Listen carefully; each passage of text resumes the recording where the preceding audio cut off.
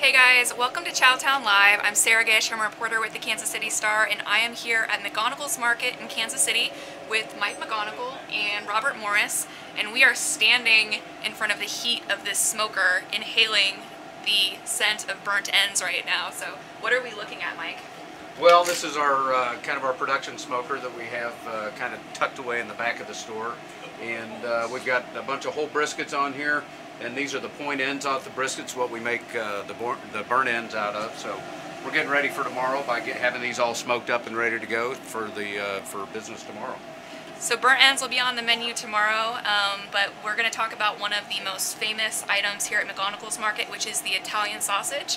A few minutes ago, Mike showed us how that's made, so let's take a look at that, and then we'll come back and talk about some more barbecue.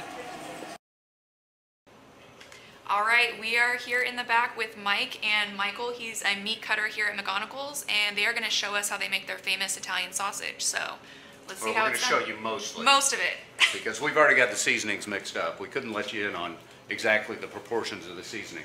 But we got your standard meat grinder here. Mike's our #1 grinding man, so he's getting ready to go.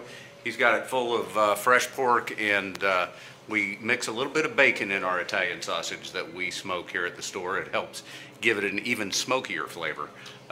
Ready to go. The seasonings are there. So he's just going to run that through and make some noise. And let's rock and roll.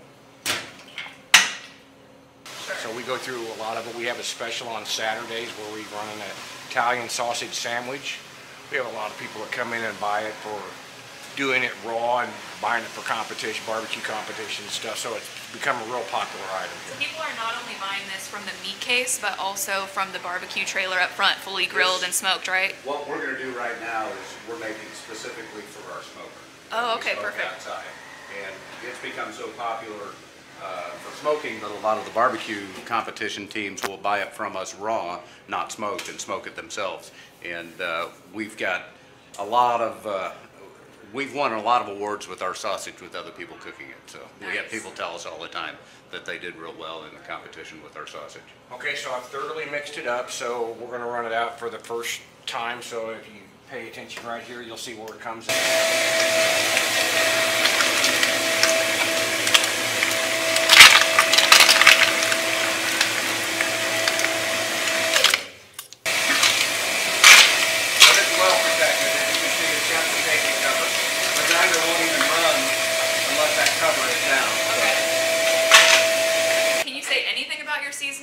Anything that goes in there? Well, it's a standard Italian sausage seasoning. So it has salt, black pepper, fennel.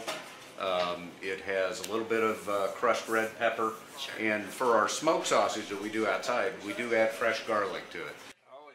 Well, I think here in a minute we're going to head back outside and see how this sausage is grilled up and served on a bun. So come right back for that. We are here back in the McGonigles's Market, and this is actually what the sausage looks like after it's been rolled out. And this goes directly into the smoker, right? Just like this, and it comes out of the smoker looking just like this, and that's cooked and ready to go. And then we slice it up, put it on a bun, and make a sausage sandwich that can't be beat. And over here we've got some of our sides. We've got our famous onion strings. We've got our waffle fries that we finish with a little ranch seasoning and Parmesan cheese. We've got baby back ribs that are all cut up and ready to go here.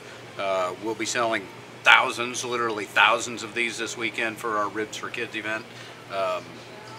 So come on in and get some of those good baby back ribs. They are delicious. And then over here, our brisket sandwich, which is probably one of our more popular offerings from the food truck out front. Some of the burnt ends that I cut up off of the fresh ones that just came out of the smoker, and a smoked half chicken. I wanted to talk more about the Ribs for Kids, because that is one of your biggest fundraisers of the year, right? Yeah, it's really pretty much the only fundraiser that we get involved in here in the store. And it started, I think it's 12 or 14 years ago, and we basically raise money for a local organization that provides help and support for foster and adoptive families. It's called Foster Adopt Connect, and they provide training and advocacy and assistance for foster families throughout the Kansas and Missouri area. So local rib lovers out there, if you come to McGonigles's Market this weekend, you can get a slab of ribs for, how much is it? They're $13.99. With tax comes up about 15 bucks. That's a pretty good deal. It's a great deal for a full slab of baby back ribs, and then for every slab we sell, we make a donation to the organization. So roughly half of the proceeds from the sale of the ribs go back to Foster Adopt Connect and provide help for families throughout the Midwest. I think I read that you guys raised something like $30,000 last year. Our donation just off rib sales was over $25,000, and then we have a lot of sponsors that step up and make donations to sponsor the event. And I think it was actually closer to 50 last year. That's awesome. That's really great. I wanted to talk more about these burnt ends because, you know, burnt ends are such a staple in Kansas City. You know, we all love them, but not all of us understand, you know, what exactly is a burnt end. So can you kind of explain what this is? It's basically just the fattier end of the brisket that we just continue cooking. We'll cook the briskets to a certain doneness, and then that fattier end, you got to cook it quite a while to render out the fat and to kind of get that crispy crust on the outside, and thus it's called a burnt end. But we have to trim our briskets specifically for burnt ends because we sell so many of them. That we have to go through an additional process to be able to And you get. have those every day here cold in the case, but then if you want like the burnt end sandwich, which I think we have a picture of, you can actually come in, what days is it? Thursday, Friday, and Saturday. We do the Thursday, sandwiches Friday, and out Saturday. front. We have the burnt ends available in the store all the time. It's just we do them only out of the trailer on Thursday, Friday, and Saturday. I wanted to mention, if anyone has any questions for McGonigles's, we're going to talk about grilling tips later too. If you have any summer grilling questions, go ahead and post your comments below and we'll get to those later in the show. If you're into ribs, yeah, definitely stop by this weekend. You have daily specials every week at that barbecue trailer out front, right? So even like this sausage sandwich, is that a Wednesday thing? Or? Yeah, well the sausage, all the sandwiches are $1 off on Wednesdays. The baby back ribs are $2 off on Thursdays. The smoked half chickens are only $4 on Friday. And then on Saturday, the whole roll of sausage like this is $8.99. So we have, each day of the week, we've got barbecue specials going on out there. Hot, ready for you to take home and serve to your family. How long? And I know the barbecue thing, it's only seasonal for you guys, right? So you open in the springtime and then you close when, like in the fall? Depending on the weather, we usually open around the 1st of April. And then in the fall, usually the end of October, right before we move into the Thanksgiving holiday. One of my favorite things is in the springtime driving down Ward Parkway and you kind of smell the trailer, the hickory smoke coming from here.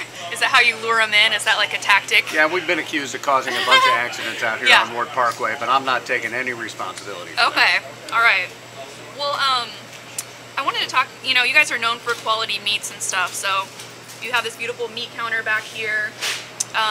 How is the meat that you buy at McGonigles's maybe different from stuff you could get anywhere else? Well, we're all about quality here, so we have specific criteria that we go by when we buy our beef to make sure that it's the best quality we can get. We're the same way with the pork and the chicken. We only sell fresh chickens that are not no additives or no all natural type product. And all of our seafood, of course, we're the same way. We're just very picky about what we buy. Our first concern is the quality, not necessarily the price. That's not to say we're way out of line on the price. We like to think we're very competitive on price, and we can definitely compete with anybody on quality. You were telling me a little bit about the seafood before too, because you guys are primarily known as a meat market, but you have a great selection of seafood. So what kinds of seafood can you get here, and what are we kind of seeing coming in the spring and summer that's coming up around? Well, springtime is an exciting time. We get into the halibut season that comes out of the Northwest. We get into the wild salmons that come out of the Northwest. Right now we have king salmon available, and we will have all weekend. And as the season progresses, we'll get sockeye salmon and coho salmon. And it's an exciting time of year. Soft shell crabs are in this time of year. And, you know, we don't have a huge variety of seafoods. We usually have 8 or 10 offerings every weekend. But we can control the quality of them and make sure they're good and fresh. It's great to be able to have quality seafood here in landlocked Kansas and Missouri. Well, you know, and we're kind of fortunate because we're right in the middle of the country. So we draw from both coasts and the Gulf, and we get a really good variety of products. And we can always order things in. If there's something you're looking for that you can't find, give us a call. And Yeah. generally we can get it in or find out when it's available for you. Cool. Tell me a little bit about McGonigles's history, because I know you guys have been in business since 1951, which is pretty amazing. So can you kind of tell me how McGonigles's came to be? When my dad opened here in 1951, it was a corner grocery store like so many corner stores throughout the city. And in the late, in the 60s, 70s, as the supermarket kind of moved into Kansas City, was driving a lot of these smaller grocers out of business. And my dad made a conscious decision that, anybody can sell a can of green beans, but not everybody can sell a high level of quality in the meat department. So Sure. he made a decision to specialize and to make sure that the quality was always there. And it served us well. We've built a reputation for quality, blessed with a great location. And we've just been able to get through it all that way. And Yeah. Dad retired in 1986, and I've been here doing it ever since. How have you kind of had to evolve even since the 80s? Now we're used to kind of these big box grocery stores, even like Walmart and Target have grocery sections. So how does the neighborhood market kind of stay relevant today? Well, I think people actually have come back around to the convenience of the neighborhood market. We like to say, we don't have everything you need for your life, but we got everything you need for dinner tonight. Yeah. And people can come in here and in 10 or 15 minutes gather everything they need for a really nice meal, and maybe pick up some other things that they need for home, and they can be in and out of here. It's not a project or a destination to have to go to the grocery store and spend hours wandering the aisles to find everything they need. And so I think we have a lot of customers that we see every day.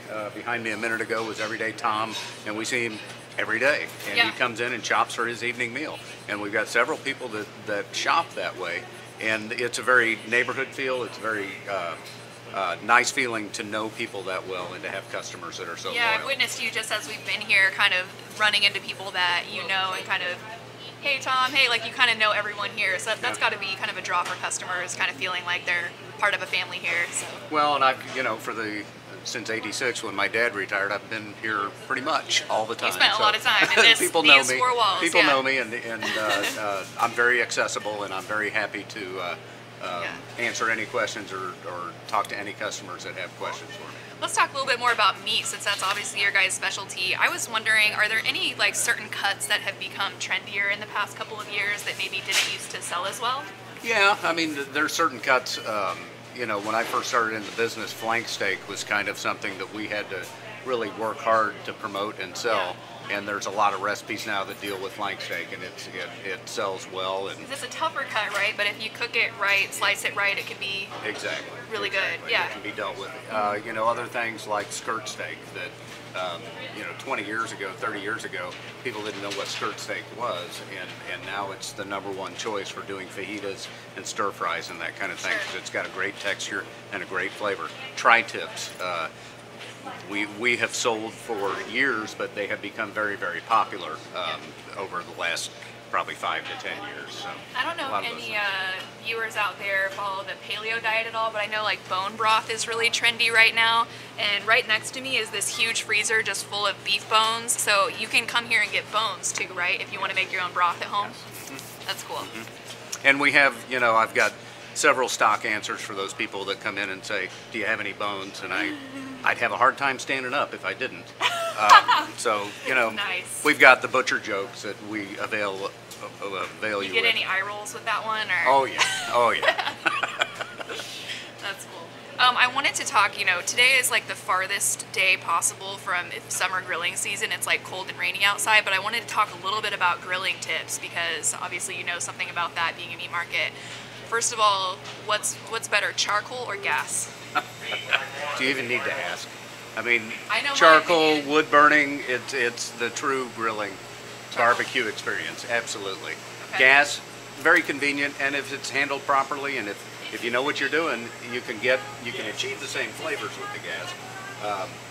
But it is, for a purist, charcoal is the #1. Do you use a chimney? I use a chimney when I do charcoal. It's a lot easier. Yeah, the chimney works. I actually have a thing at home, and it's almost looks like a blowtorch. It's designed to burn the little weeds that are growing in the cracks in the sidewalk, and you hook it to a propane tank, So I put my charcoal in there and just hold that torch on there for about 30 seconds, and it starts Maybe the don't fire try right that up. at home. We Oh, don't it's know if that's awesome. safe or If not. you love We're to play not. with fire, it's the perfect thing. Okay. Are there any other like grilling no-nos that people do? Whether it's like overcooking a steak or blowing up a sausage or anything you see people do time and time again, where you're like, stop. I'd say the number one thing, and especially with charcoal, is people tend to start cooking before the charcoal is truly ready. Sure. And you need to make sure that it is, completely, totally burning, and you don't have any black left in the charcoal, because even if it's natural lump charcoal, you're going to get some off flavor and some soot off of the charcoal as it starts So burning. how do you know it's ready? Was it when it's like glowing embers with not too much black left on it? You don't want to see any, if you're using briquettes, you don't want to see any black left on it at all. You want to make sure that it's fully, evenly burning and glowing.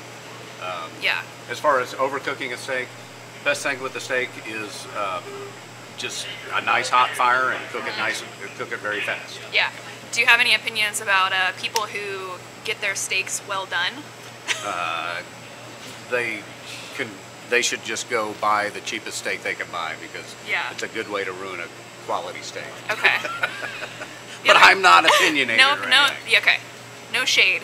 And then with sausages, sometimes I struggle because when I cook a sausage on a grill, it'll like blow up. It'll be undercooked inside. Like, how do you cook the sausage perfectly? Depending on the sausage, if it's like a already cooked sausage, like an old-fashioned hot dog or a knockwurst or something, they do tend to expand when they cook. Sure. So if they blow up, that's okay. They're supposed to. It's okay if they blow up. If you're talking about a fresh sausage, like an Italian sausage, the main thing is just not to cook it too fast. You've got to be patient with them, so that they cook thoroughly, but don't get scorched on the outside and don't bust open the casing. Cool. Okay. Great tips when you guys break out your grills this weekend. We got a reader question. Do you guys carry full body blue crabs in season? Ooh, I'm afraid I do not. I can order them in. We can get them in by the bushel, which is a lot of crabs. Crabs, when we buy them at the point of origin. So if they arrive to us and do not survive the trip, then that's my problem. So I advise people, if they want whole blue crabs, we can order them in by the bushel, like I said. Generally, if I'm going to order them in, though, I will advise people to order them in already cooked, which is the way most crab meat is normally shipped. Okay.